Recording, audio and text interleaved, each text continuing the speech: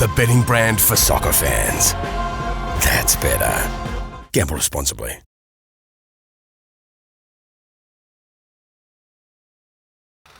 Well, Andy, it was a tough start for the Socceroos.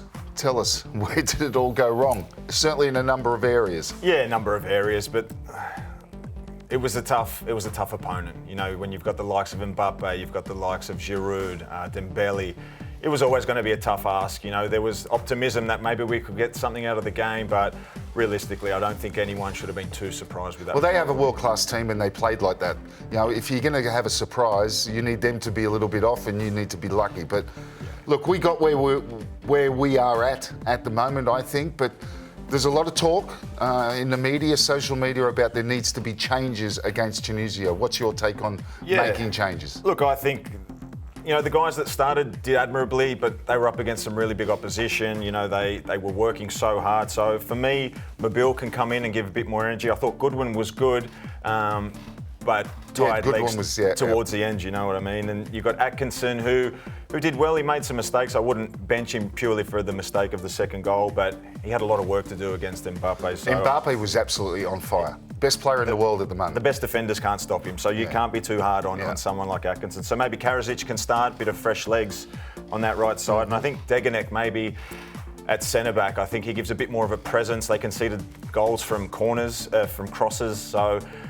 Who does he come in for? I think he comes in for roles. I think Souttar was good. Yep. I thought when he looked forward and played forward, they looked a better team. So on that note, if you look forward to what we've got, it's a must-win against Tunisia on Saturday night. Who leads the way? Yeah, look, is it Souttar? Is it Leckie? Is it Aaron Moy? Yeah, I think they all need to step up. I think Moy for sure. I think, you know, that first 15 minutes from the Socceroos was, you know, the right attitude. They were on the front foot. They were turning France around, and it was an exciting brand of football. And then they kind of started playing backwards. So I'd love to see Moy, you know, face forward more, play forward more. I think it became a little bit too safe towards the back end of that game, Robbie. Well, if you look at Group D, the one positive that came out of our disastrous loss to France was the fact that Denmark didn't beat Tunisia. In fact, they finished 0-0. Because if Denmark had won that game, say a couple of goals or 2 or 3-0, you know, it'd be very difficult from here. But Andrew, if you look at Group D, France look home and hosed to become the first champion since 3 years to get out of the group stage with a good goal difference now and 3 points. How do we get out of this group? How do we negotiate it now? Yeah, again, Tunisia has to be the game that we get 3 points, and it's not going to be easy. I watched the Tunisia. They were good. They were good. They're exciting. They were, you know, really attacking minded. They were fearless. You know, it was probably the best nil or draw that I've watched for a long time. You know, it was a record that went back about 20 years. I think it's the first time there's been a no goal scored and over 24 shots for about 20 years. So that's how good that game was. So it suggests also that they take points off Denmark, where we thought Denmark were maybe the best team in the group coming into it on form.